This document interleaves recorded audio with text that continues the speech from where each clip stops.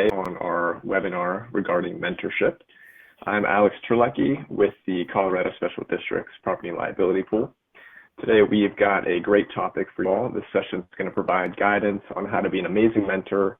We'll discuss the differences between mentorship and coaching, which can seem similar but are very distinct. And we'll also detail how to make mentoring a part of your organization's culture and how you can cultivate that as well. Today, I'm joined by our presenter, Irma Vargas, an independent training consultant working with CPS HR Consulting.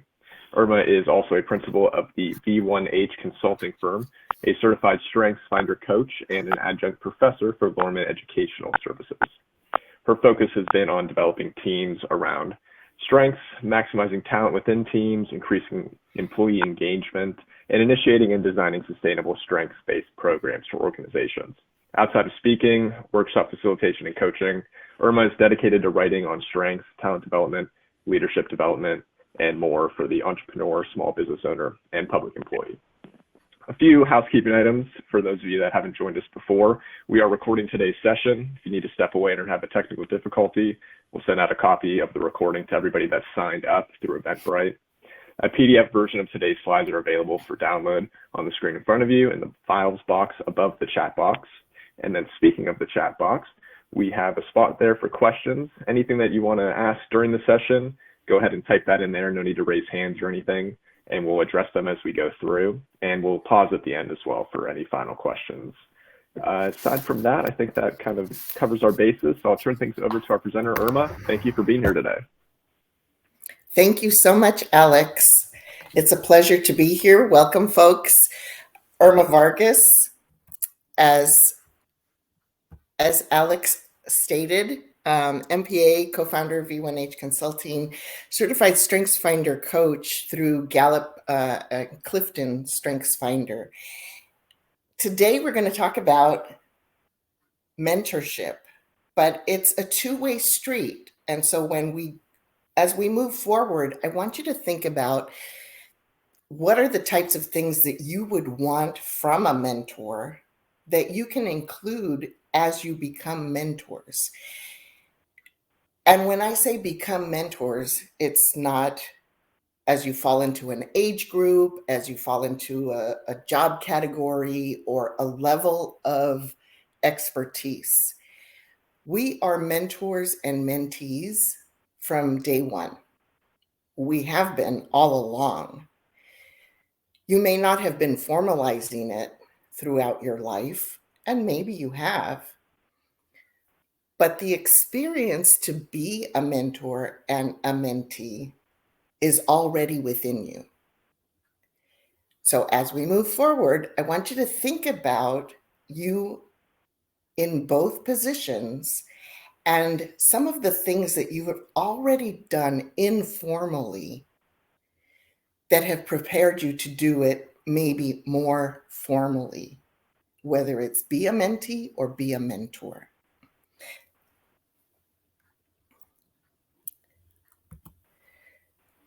My mentor said, let's go do it, not you.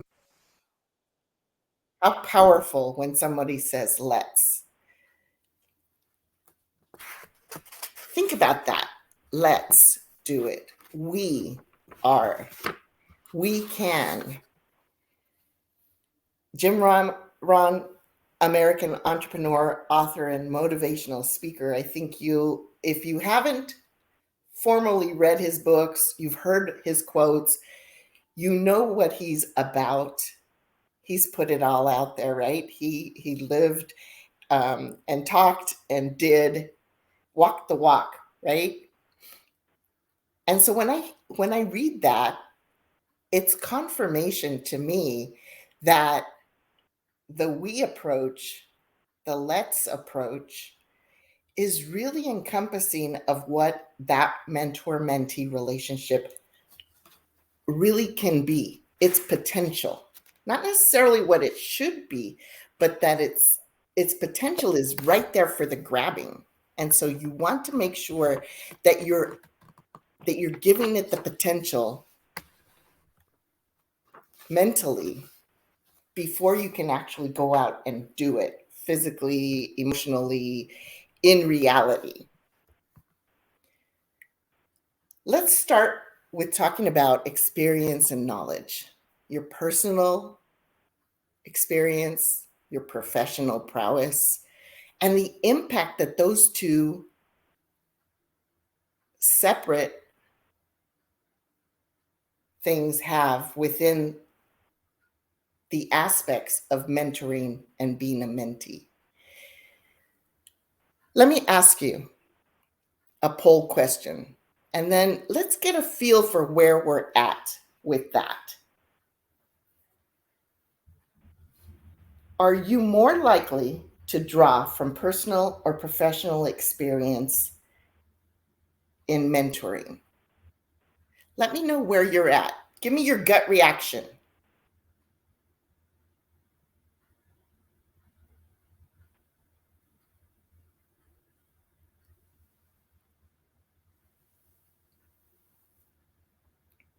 %84 both. Absolutely. Whether we think about it or not, we are drawing from our personal experiences. Now, if you come across somebody who only thinks about it in terms of their professional knowledge or experience, then the question is, do you really want to work with that person as a mentor or a mentee? Now, just because everybody here today didn't choose professional doesn't mean there aren't people out there that will think that. So you have to take into consideration that you might come across somebody who either doesn't want you as a mentee or doesn't want to be a mentor because they don't feel ready. They don't feel that they have enough professional knowledge. It's not to say that we're out to fix people. It's just an understanding that you need to be able to identify and either work around or choose a different mentor-mentee relationship. More information is more power, more confidence. And so what you want to do is take a look at yourself, your experience on the personal level and the professional level, and see what impact those two experiences will give to somebody, whether you're the mentee or the mentor. You may have informal relationships like that already. Somebody that you call on for a decision that you want to make. Should you, shouldn't you? What do you think about it? Right? We all have those people. So then if we all have those people informally, or most of us, then what is the purpose of a mentor, a mentee? We'll get into that more specifically, but start to think about that. If you have friends, if you have relatives, if you have people in your life that you already go to and ask questions of, bounce things off of, then what is the purpose of that formal mentor-mentee relationship? What is the difference? Are there more benefits? Are there less benefits? Is it, does it look good on your resume? What is the purpose? Not just for you as an individual, but on the broader spectrum. Because until we understand why we're going into that relationship, we won't be successful in the relationship. So you have to be clear as an individual about that before you even start that relationship. Even if it's something that's assigned to do. And there are organizations where they want you to take part in that kind of a relationship. So we'll talk about a little bit about that down the road. Some of the successful strategies and unconditional support that you want to bring to the table when you are a mentor, and some of the things that you have to keep in mind when you're a mentee, are what is it going to take for you to actually be a positive, supportive mentor? And what are the things that you should expect from your mentor as if you're the mentee? When I think of a mentor, and I have to draw on personal experience, I can tell you that my mother was my mentor. And that might be an obvious answer to, oh, who is a mentor to you, right? But consider this. When I was born, my mother was 44. And she was a different kind of mother to me than she was to my first sibling, who was born when she was 21. So her life experiences when she was 44 and me being the 11th child was an incredible span of a life and experiences that she brought into this mother-daughter relationship. And as I grew up, mentor on not just how to be a good mother, a good woman, but how to be a good person, how to discern, how to take a situation and tear it apart and look at it from outside of the picture frame. And I was drawing on all of her experiences, all of the downfalls, all of the situations, struggles, joys, everything. I really made an effort to draw from her. Now we might all think, well, I do that. I've done that, right? But as you think about it right here, right now, what are some of those things that have solidified you and how you deal with other people? I had to maneuver around being the youngest of 11 children. And the long length of my mother, which was to 105. Yes, I did say that, 105. Up until the last moment, she was still teaching us. She was still imparting wisdom to us. And so when I think about that mentor-mentee relationship outside of the daughter-mother relationship, I came to understand that we all have that within us to do, for not just for ourselves, but for other people. And we can learn from those other people as well. It's an amazing situation that you can find yourself in, and the growth potential is incredible. So when you think of unconditional support, that means not when you just feel like it. It really means making yourself available, committing to listening, committing to giving. It's a very, very profound experience. It's not to be taken lightly. That's not to say you can't have fun, because I'm a constant let's have fun proponent. Let's enjoy this experience, right? We all want to enjoy that experience. And even in a formal mentor-mentee relationship, there are, tons of fun to be had. So don't get me wrong. I don't want you to take this as, oh, we've got to, get super serious and this commitment is going to be heavy on us. The more enjoyment you put in it, that the more the commitment becomes something that you look forward to, right?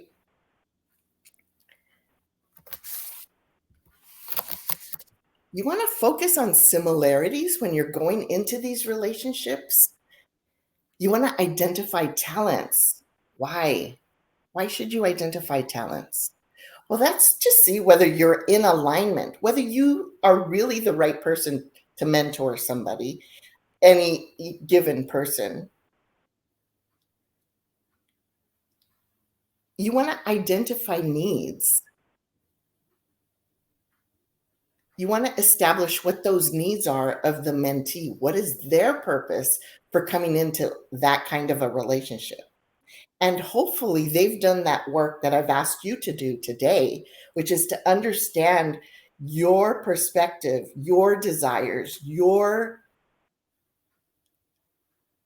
goals in trying to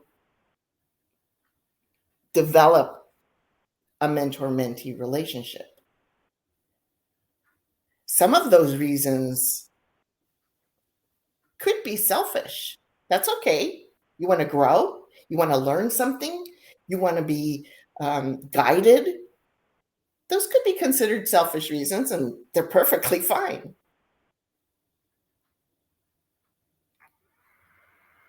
You want to tailor feedback when you're in that mentor-mentee relationship. You want them to understand how you're going to give the feedback. You're going to ask them how they want the feedback. And then you're going to come to a compromise. Something and some way in which both of you feel confident with each other. And then that is the seed of trust that you're planting. And that constant feedback in the way that you've decided is the water and the food that you're putting on that seed of trust so that the trust grows.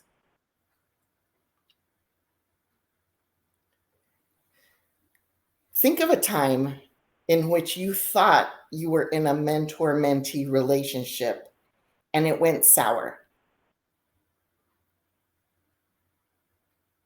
Had you focused on similarities? Had you identified the talents? Now, when I say talents, I mean ways in which you present yourself to the world, things that are inert in you, things that you must have in order to be productive, be open, be willing.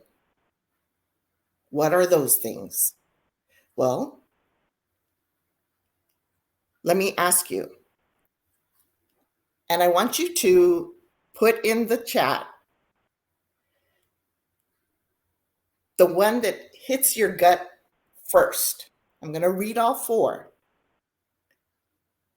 but I want you to listen, which is why they're not on the screen. I want you to listen first to all four.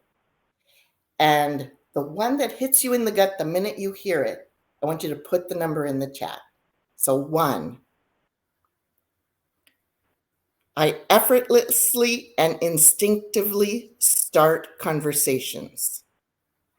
2, thinking in an orderly or timely manner. 3, I easily and naturally influence others. 4, seeing patterns in data and seeing around corners is me.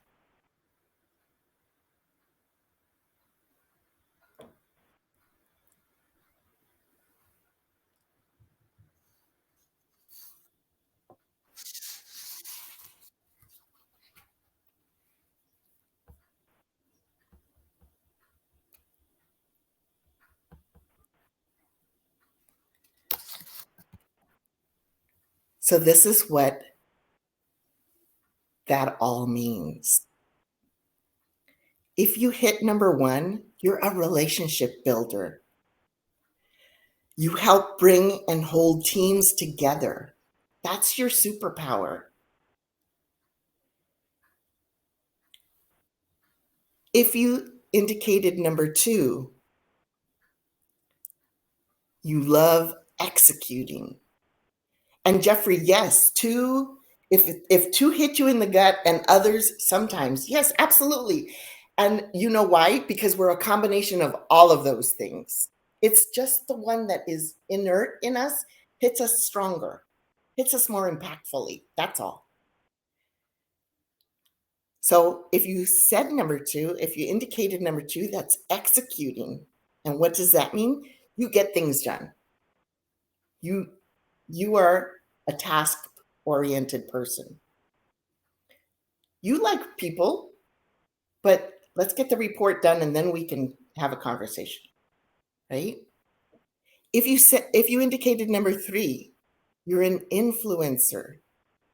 You take charge, you speak up, you make sure that the team is heard.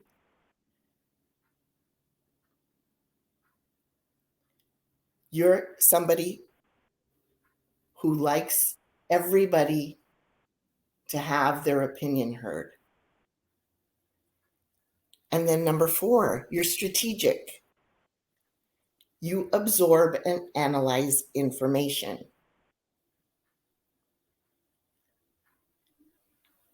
You're seeing the pieces of those puzzles already put together. You know where they go. You knew where they went last week.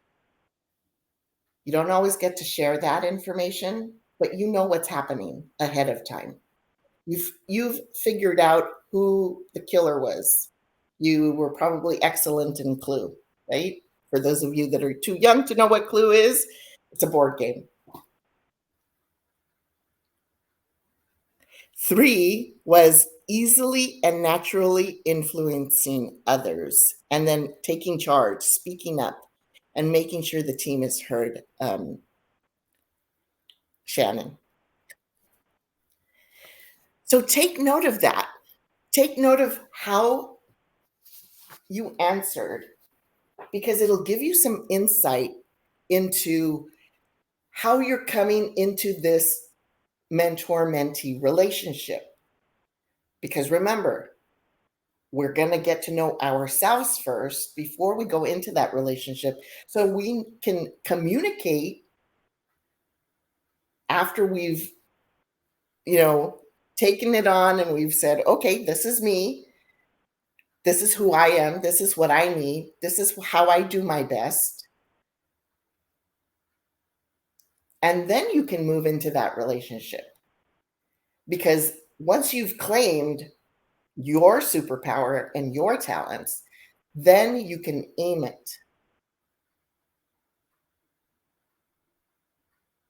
If you haven't claimed it fully, you might be, well, I don't know. I could do this. I could do that. No, let's be positive about how brilliant you are. And that might be a little woo woo for you, but hey, claim that talent that you have, how it's used within, not just in your personal life, but in your professional life. And that excellence that you have within you, that you can share with other people and help them, benefit them.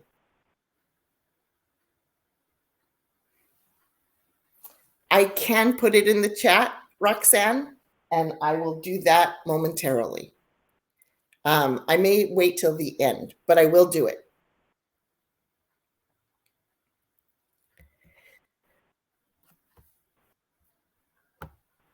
So if we've taken that, we've claimed it, right? Then we're going into this relationship more confident, understanding ourselves better, what we bring to the table, how we function. We're going to share it. We've taken on the commitment. Now the logistics, right? The preparedness, the presence, the time frame, all of those logistical things are important to communicate. And it might seem obvious. Well, of course, we're going to, decide what time is best, what time. But there's a difference between saying, yeah, I'll see you there, and really focusing in on being prepared ahead of time. Even if you don't know what you're going to speak about in the moment that you come together, you want to be prepared. How do you prepare? There are lots of different ways to prepare. You can prepare by spending some quiet time with yourself. You can send a checklist. You can send a questionnaire. You can be, and all of those things will be determined by what your talents, strengths are. Because how you function, how you want to get information, how your mentee wants to get information, all of that plays into how you're going to prepare. And it's going to translate into how you're present. Is it a phone call? Is it a virtual call? Is it in person? Is it 30 minutes? Is it an hour? That time frame that you're determining has to work for both of you, obviously, right? But more than that, it's more than just logistics.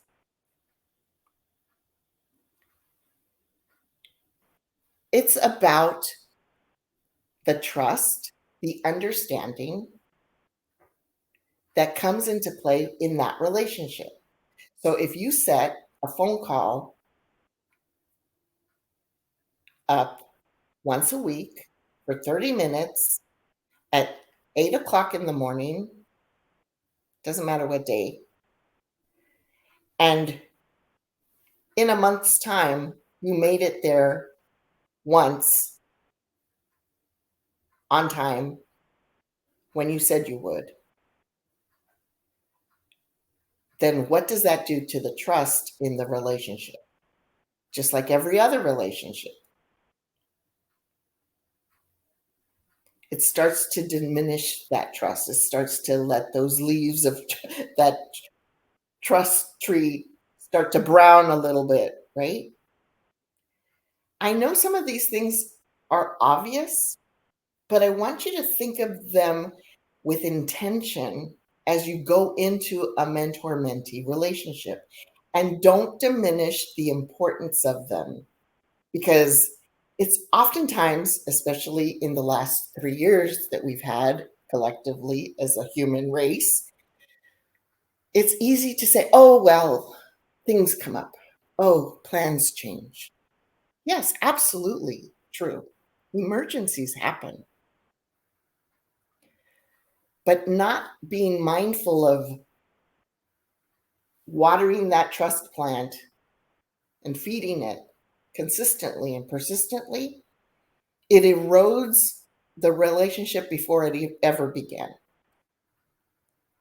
And you want to be in that relationship for success. You want to be successful. You don't want it to be haphazard. It's like entrepreneurs that come to me and I ask them, well, what do you want? What is your goal in your business? And then I give them the caveat of except make money, because we all want to make money. So I'm saying to you, we all want to be successful in any of these relationships that we go into as mentor or mentee. So aside from success, what do you want to give and what do you want to get?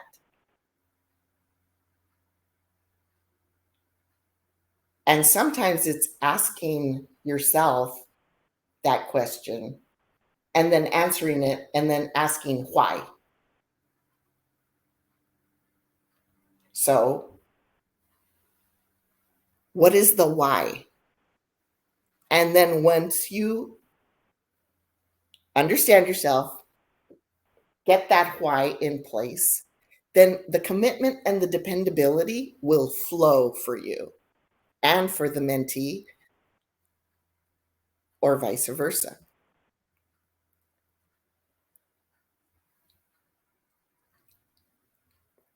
That vice versa is the mentor getting from the mentee new ways to be creative. Get that one-on-one communication that you may not have in your daily life.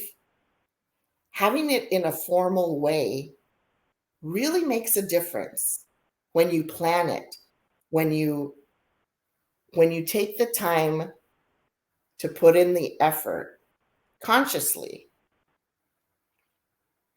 It really makes a difference. You look at situations, people, hurdles, successes in a different way. Think of it like this. You have the kaleidoscope. You pull it up to your eye and you're looking at it. This is your life. When you go into this relationship and you're prepared in the way that we've been talking about, it's turning that kaleidoscope just 1 centimeter. All the same colors, all the same jewels are in there. Just looks a little different. And then the further you go into that relationship, the more times you're turning that kaleidoscope. You're looking at those same colors, those same specks of color in a different way. And you can appreciate it in a different way. So if you say, oh, I tried that before, well, you need to turn that kaleidoscope and look at it from a different perspective so that it's fresh, so that it's new, so that maybe you can see something maybe you didn't see before. You can learn something in a different way. It would be like me telling you 3 + 1 is 4. And that's all you knew all your life. And then all of a sudden somebody said, oh, but 2 and 2 is 4. Wait, what? 5 - 1 is 4. Excuse me? Wow. I didn't know that. So when you go into this relationship, you're opening your arms to learning things in a new way, in a different way. Not necessarily better, right? I have to tell you that because that's the truth. But new and different, if you look at it from that perspective, it's all good. It's all that information is good. Because if you discover something that doesn't sit well with you, that's good information that you can carry along with you. Your increased opportunities are tremendous. It's a tremendous opportunity to grow personally, professionally, generate information either in your current position or for a future position. Because wherever you're sitting right now, is that where you're going to retire? If it's yes, then the information that you're going to get from this relationship and the opportunities that you're going to get is to take that information and propel you into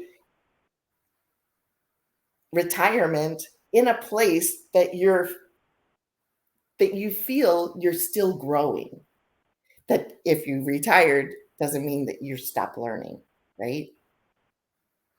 So either way, whether you're at the beginning of your career or at the end of your quote unquote career, right? Don't wait until you think you have time to enter into this kind of a relationship of mentoring or being a mentee. Because if you do it and you're prepared to do it the way that we've been talking about, it won't feel like a chore. It won't feel like a must, like a drag. It will be a joyful experience. And the benefits will be off the charts. Virtual mentoring in today's age, we think that's the only way to go about it these days, right?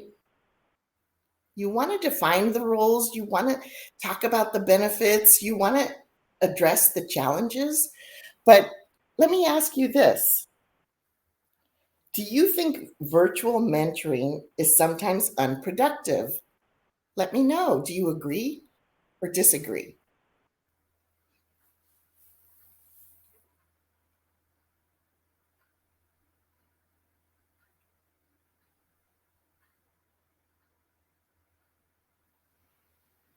So most of us think that it is sometimes unproductive. So if we think that, then it will be. You're bringing about that to fruition. So what are some of the things that you can do to make it productive if that's the only way that it's going to happen?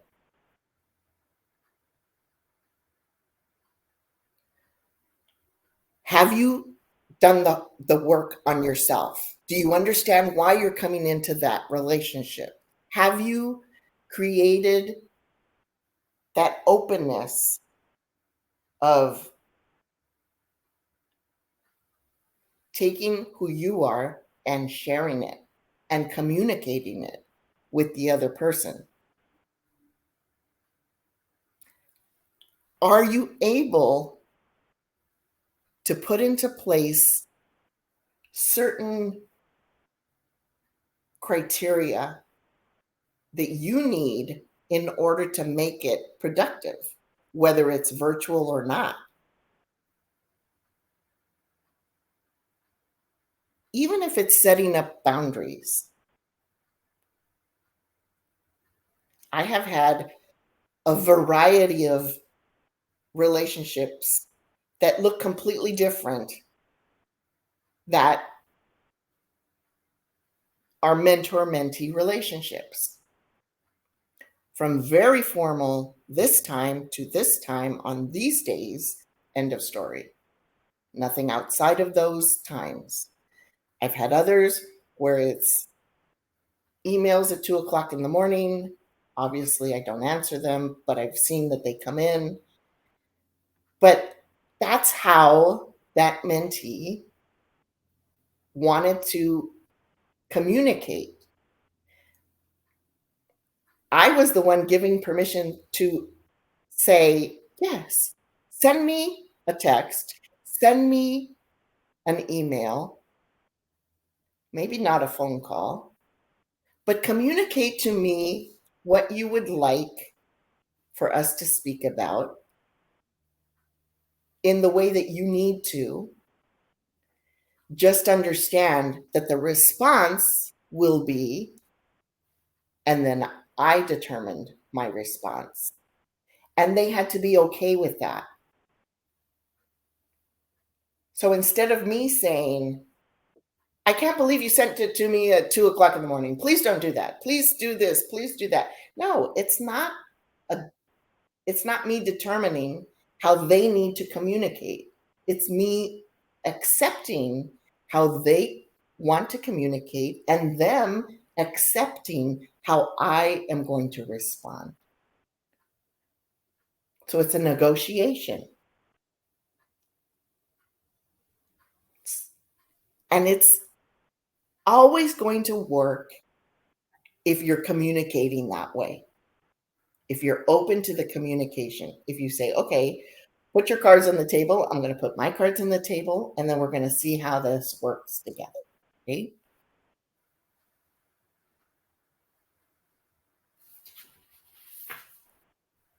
Does anybody have any questions?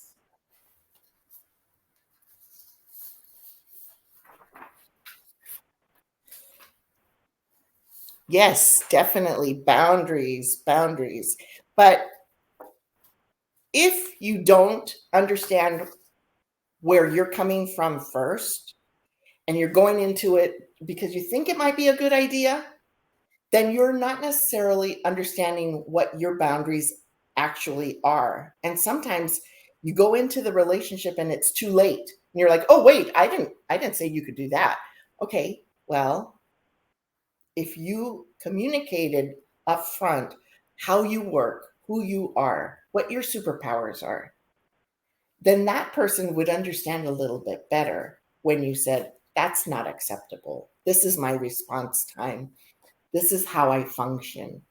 And that open communication is really critical. It doesn't seem like it's, we all say, well, let's just see how it goes. that's, that's terrific to have that easygoing um, personality. You want to be open. Yes, absolutely. And you want to be, and have that discussion first. Absolutely. You have to feel confident enough to do that. And the way that you feel confident enough is understanding who you are, what you're accepting, what your values are, what your perspective is. Aside from your professional knowledge, your expertise, aside from all of that, down to the nitty gritty of who are you? Why are you? And and then asking the mentee as well. Because oftentimes what happens is we assume that because they chose us or they asked us to be a mentor, that they know about us. They know who we are. They know what we know. And they want us to impart what we know to them, guide them. But is that always the case? Maybe not, maybe not, because the mentee has to understand the difference between mentoring and coaching. Mentoring is focusing on multiple, often long-term goals. It's being responsible for supporting mentees as they work to accomplish those goals. Now, it's not that they can't accomplish something on their own. It's they need guidance. They need a light to shine down that dark tunnel. They know they're going in that direction. They're just not sure about all the nuances that somebody maybe of your experience has. It's non-judgmental feedback and support.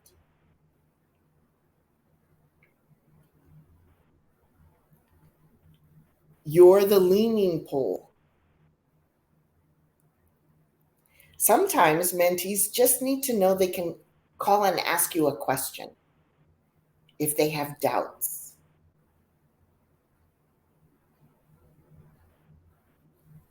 It's more personal. It's looking at the person as a whole,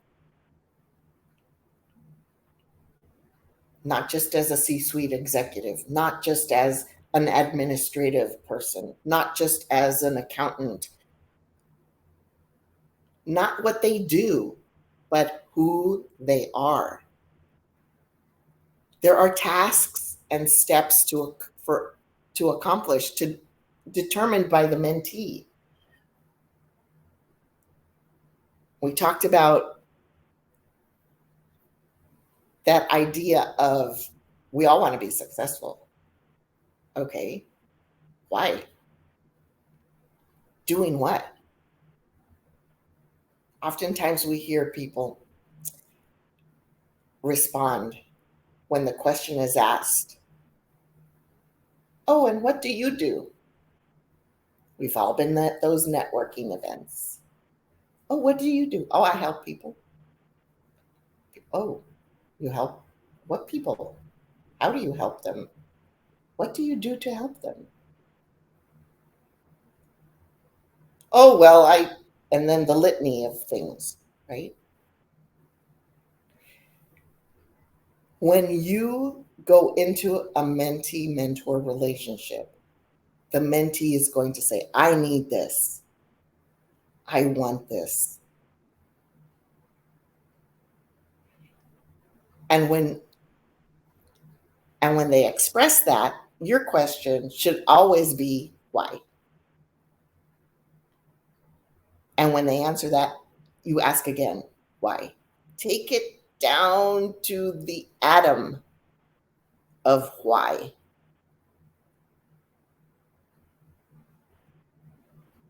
And if they're having trouble expressing why, then there's some onion peeling that needs to happen before you can actually start the real work.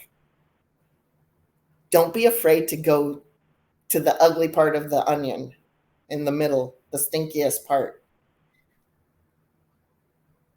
And you don't want to chop it up and create tears right away, but you do want to peel it back and get to that ugly, smelly part in the middle, because that's the way that success will unfold.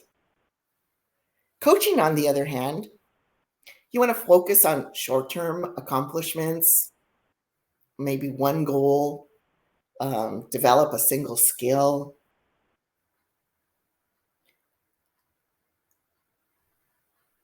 As a coach, you're responsible for providing the means for the mentee to meet an actual goal. How to? More like a teacher. Now, these days, we're telling leaders you need to be more of a coach than a manager. It sounds kind of touchy-feely, right? Kind of like, oh, be the coach. But the difference between that hierarchy of leadership that has been traditional for decades past, it does need some adjusting. However, in a mentor-mentee relationship, when you incorporate some coaching, you still want to get that mentee's permission, because a conversation as a coach looks a little bit different than the mentoring. And how can you tell what are those nuances, right?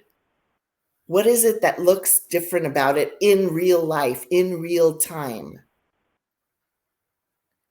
Yes, definitely you want to actually incorporate coaching into your mentoring sessions for particular tasks, for particular goals, if it's in alignment with the overarching long-term goal.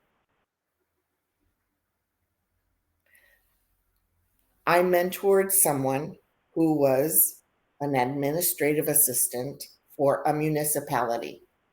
Her goal long-term was to become an inspector in public health, in environmental health, such as and that's the division and the department that goes out and inspects public swimming pools, businesses that have that are nail and salon spas, that are restaurants, food trucks, all of that. But she was an administrative assistant in parks and recreation. But her goal was to become the inspector within that same municipality.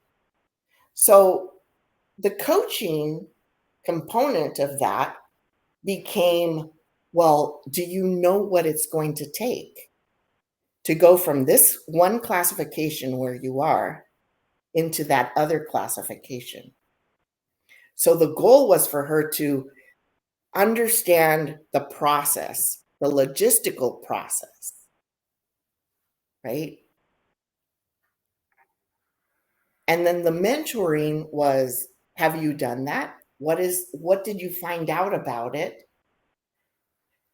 Was it something that you think you can do based on the criteria? Do you have, let's check off everything that's required and what is missing, whether it was education, whether it was confidence, whether it was leaping from one classified category to another classified and not really having anything in between. So what was the goal in terms of this year, in the next 6 months, in the next 9 months? How long was it going to take to get that education? Was it a test? Was it a degree? All of those little tiny checkoffs that we had to make. Well, I'll tell you that within a year, it was a fiscal year, so middle of the year to the next middle of the year, she had an opportunity to take the test, to be put on a list. And then within the next year, she was hired as an inspector one in that division. She had done all the work. We had done the mentoring, and within that, we did some coaching to get her to that skill specific involvement that she needed. In coaching, the tasks and steps for accomplishment, they're determined by the coach. Now, even though the coach determines that, it's still with input from the mentee, right? But the coach is saying, okay, I think this is the best route for you. Let's try this. Let's have a plan B, maybe a plan C, but let's try it this plan. This is the best avenue for you to go based on my expertise, based on my previous knowledge, my education, my position, whatever it might be. And you provide the direction for those guided next steps. The nuance of mentoring and coaching is very narrow. It's very slight. But when you're in a coaching situation, it feels different. And the mentoring also feels different. When you're a mentee and you're being coached, you can feel that shift. You can feel that difference in directive. You can feel that letting go a little bit. You're being given more than contributing. So that's the difference. When you're a mentee and you think, oh well, I didn't lead that conversation. They led it and they're giving directives. That's a coaching moment that we need to realize. And you can express that to that mentee, that those situations are going to occur. They're going to happen. You might not know that you're going into a coaching moment, but if you've gotten to a point where you're working on something specific, you can say it out loud. It's better to say it out loud. Okay, we're going into a coaching moment. I want you to really listen. I want you to complete these tasks. This is homework. It's a different conversation and still part of this mentor-mentee relationship.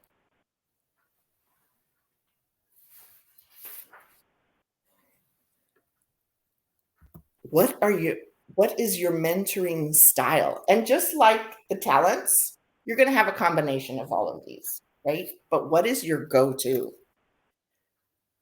Are you the master of craft? Does the mentee want you to be the master of craft? And if you are, then you're a fit. What does it mean? Well, if you're the best in your field, and the mentee is looking for somebody who they want to mirror specifically in a particular field, then you're probably using that master of craft style. Maybe you're the champion of your cause.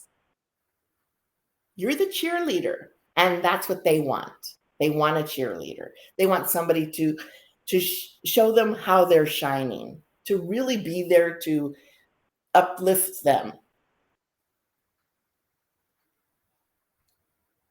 That might be the initial conversation that you have, right? Obviously, that conversation is going to get some depth. It's going to have more substance as you go along. You're not just going to be there to tell them how wonderful they are. But maybe that's what they want initially. It's up to you to take a look at it and at that situation and say, is that what you really want? Or is it the opposite, that you just want to build confidence in what you know? So always putting that positive spin on it, right? Always looking at it from that other side of the coin.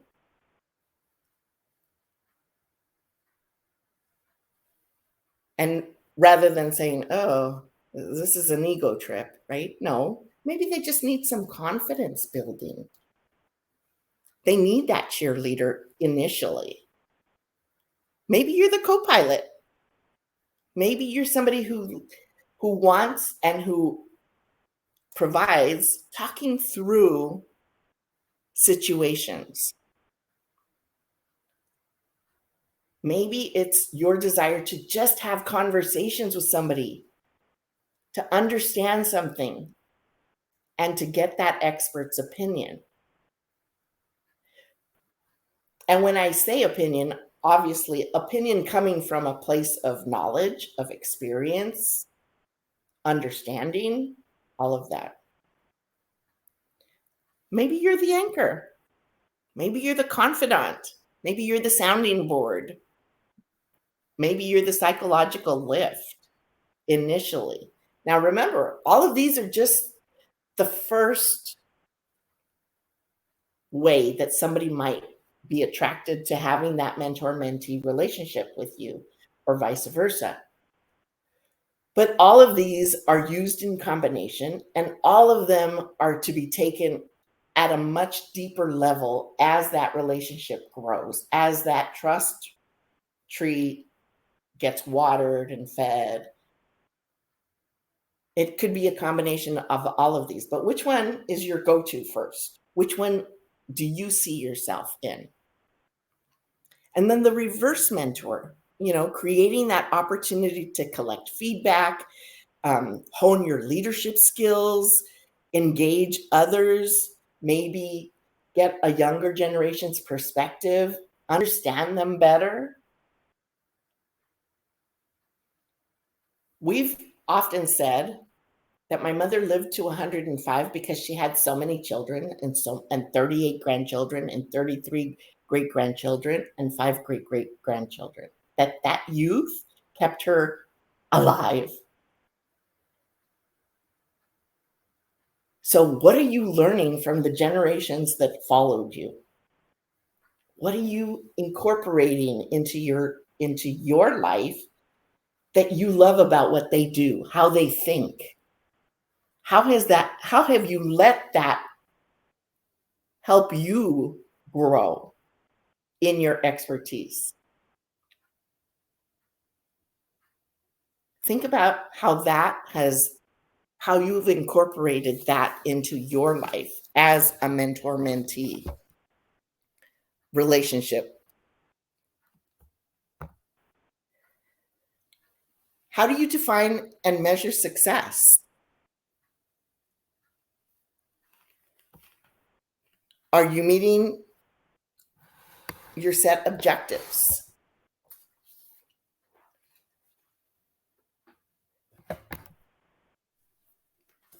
You want to monitor and track employees. If you're going into creating a mentor-mentee program within your organization.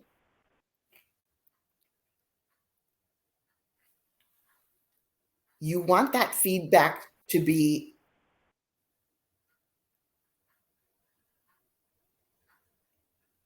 you want to take that into consideration. You want that data. You want to take a look at the trajectory of those programs and whether they're functioning the way that you want them to. And that will help you to fill gaps in talent, because some of that is how we see on a broader scale where there are gaps in talent. It's not just we have too much work, we need more people. But what kind of people? What kind of talent? What kind of situation will resolve those kinds of gaps in talent, in projects? And then you want to modify the programs as needed. You never want to be so committed to a program where you're having employees be mentors and mentees, be so stringent and rigid that you can't adjust them.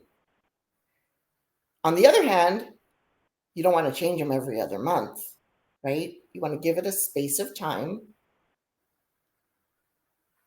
so that you're mindful of how things shift. As people grow within the relationship of a mentor-mentee relationship, they might need somebody else, because everybody grows and learns at a different pace. Do not be offended if somebody wants to be changed or go to a different mentor. Don't be. Be happy that they have the courage to say that they need a change. Be happy that you've done your best, brought your best to the table,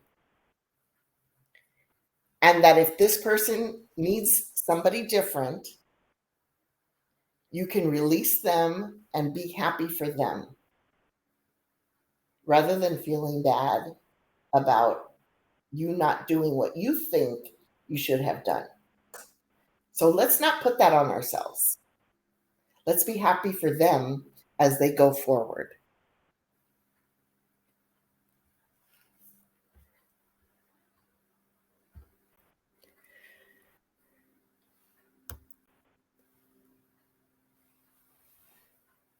Now, I want to ask you the final poll question.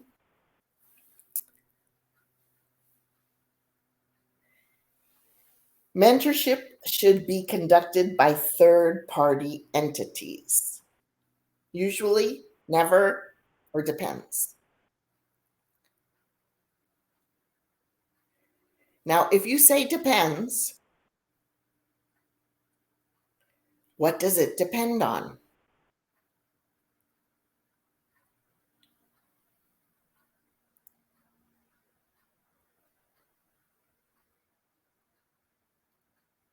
Give me one word. If you said depends, give me a 3-word response in the chat.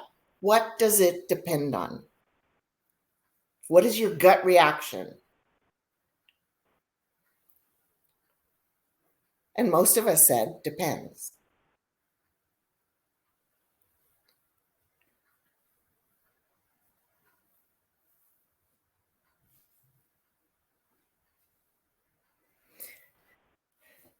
So as you take a look at these responses, and hopefully you can all see that, right? What does that trigger? What does that bring about for you in the process? as you think about whether or not your organization should have it internally, whether that you should bring in consultants, whether the people should get a stipend to go hire their own mentee or mentor, what does that look like? And the only way that you will know how that program should look, especially if you're in the leadership area of determining that, then you want to take a look at all the factors of whether or not you have to have a third party, because it depends on so many things based on who's doing the mentoring, who is the mentee, right? So I ask you this so that you can have that conversation. So you can take a look at and see that the way people determine this is so varied. It's a really personal thing. And so if you take all of these concepts into consideration, what you're doing is you're giving it you're putting a lot of thought into it. Don't let all of that thought stagnate you, though. Make a decision. Look at the risks. And I say that just because there is risk in everything. Determine what your stop point is for the program. What is a good time to start, to stop, to reanalyze, to shift, and move forward, right? I've had mentees that I have been their mentor formally for a couple of years, and now informally, because they've become friends and they still call for counsel. Now it becomes more of a coaching. I happen to be strategic. So when they need me to see around corners for them, they call me.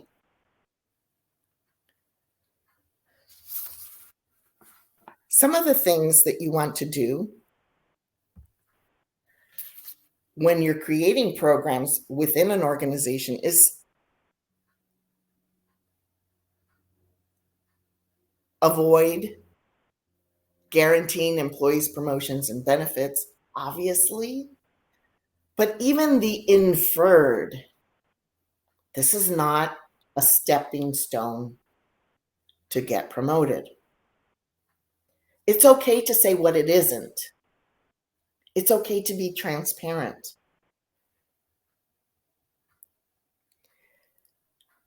You don't want line supervisors to be mentors for their employees. They should automatically be coaching them, creating a team environment, looking at their talents and strengths. So this is a different relationship. You don't want to overpromise. You don't want to complicate the process. And the manager doesn't own the plan. The employee does.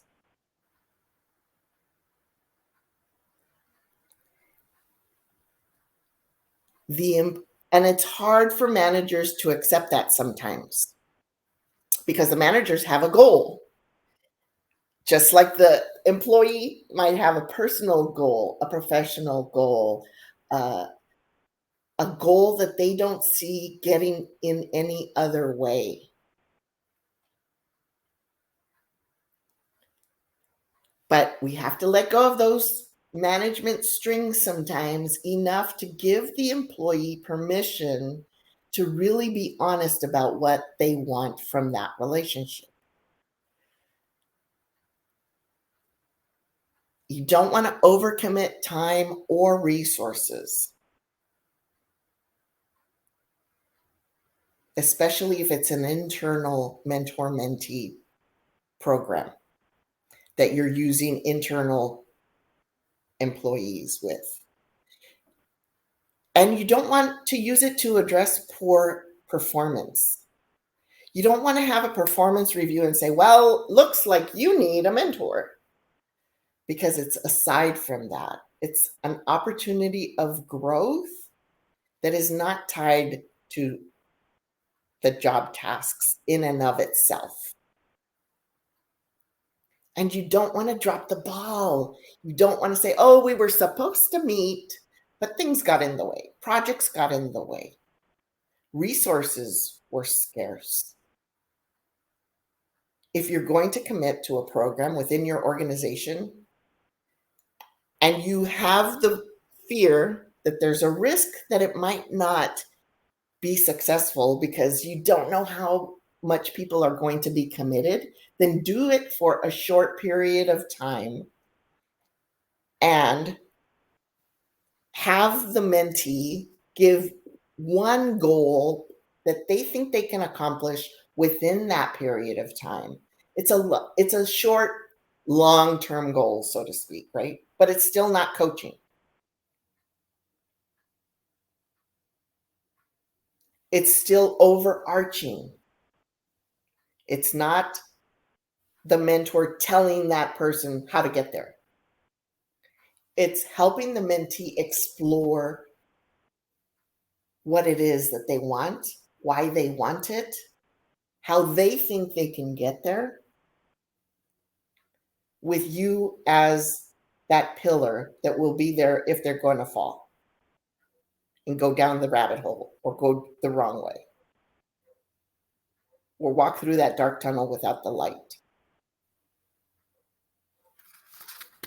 So it can be done short term. If you think that the program internally is, if it's new to your organization, if you're not really sure about it, if you want to start it with a few people in a few departments and make it as small, as short as you want to. But if you don't ever start it, then you're doing the organization a disservice by not offering it. Why wouldn't we give more resources to our teams so that they can be growing and being successful in specific ways? I'm going to take a moment and grab the questions that I asked you earlier.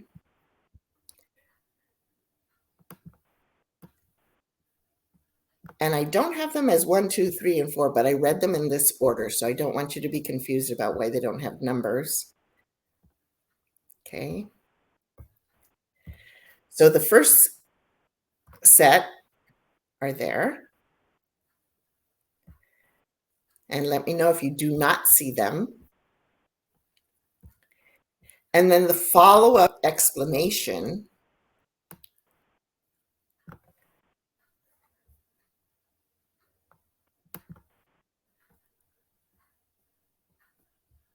are coming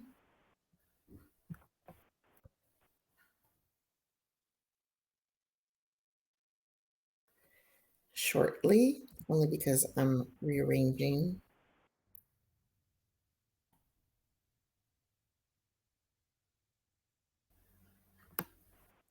And please let me know if you have any questions as I am maneuvering through this cut and pasting.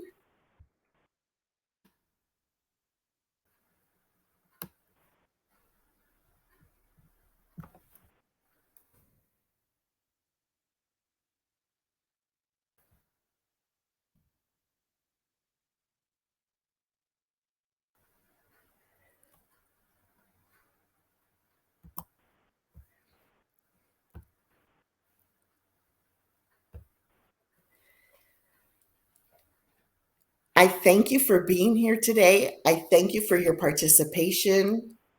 I want you to really think about, if you haven't taken the StrengthsFinder assessment, if you have, you'll know what I'm talking about when it comes to the, the relationship builder and the executor and the influencing. If you haven't, consider it either as an individual or as an organization.